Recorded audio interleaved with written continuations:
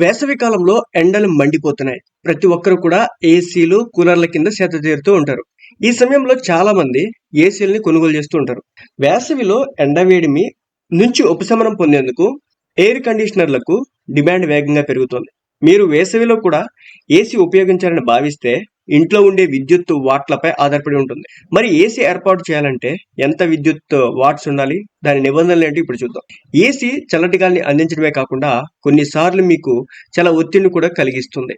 మీరు వేసవిలో ఏసీని ఉపయోగిస్తుంటే లేదా మీ ఇంటికి కొత్త ఏసీని కొనుగోలు చేయబోతూ ఉన్నట్లయితే మీరు ఒక ముఖ్యమైన విషయం తెలుసుకోవాలి.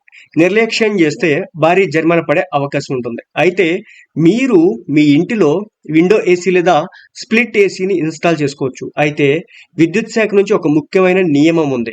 ముందుగా తెలుసుకోవాలి. మీరు ఈ నియమాన్ని పాటించకపోతే ఇబ్బందుల్లో పడడానికి అవకాశం ఉంటుంది. అలాగే భారీ జరిమానా కూడా చెల్లించాల్సి ఉంటుంది. ఒక వ్యక్తి తన ఇంట్లో ఏసీని ఇన్స్టాల్ చేసి ఉంటే లేదా ఒక వ్యక్తి తన ఇంట్లో కొత్త ఏసీని ఇన్స్టాల్ చేయాలనుకుంటే ఆ ఇంటికి కనీసం 3 కిలోవాట్ల మీటరు అమర్చాల్సి ఉంటుంది.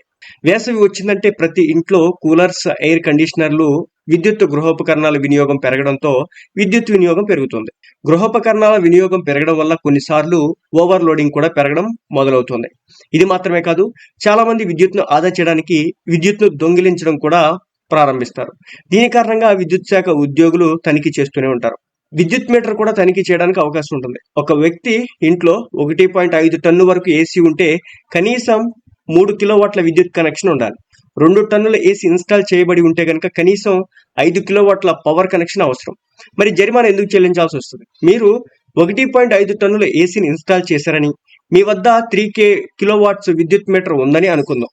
అయినప్పటికీ మీరు పెనాల్టీ చెల్లించాల్సి ఉంటుంది. ఎందుకంటే మీ విద్యుత్ మీటర్ 3 కిలోవాట్ల కంటే ఎక్కువ లోడ్ తీసుకోలేదని మీరు క్రమం తప్పకుండా తనిఖీ చేయాలి. అలా అయితే వెంటనే విద్యుత్ శాఖను సంప్రదించి మీ విద్యుత్ మీటర్ను అప్గ్రేడ్ చేసుకోవాలి.